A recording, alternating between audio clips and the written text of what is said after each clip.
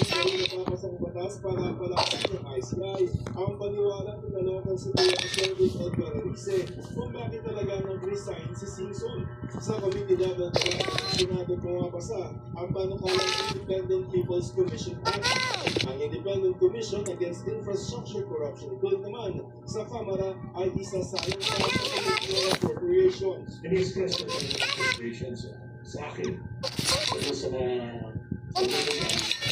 ng ICI. Kailangan ko sa kanya yung aking account. Baka ang mayari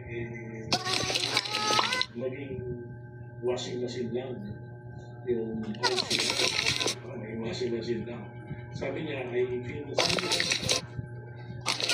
na when I release myself over the problems of Malacanang, sabi niya, ginawa ko nagiging punching without proper support.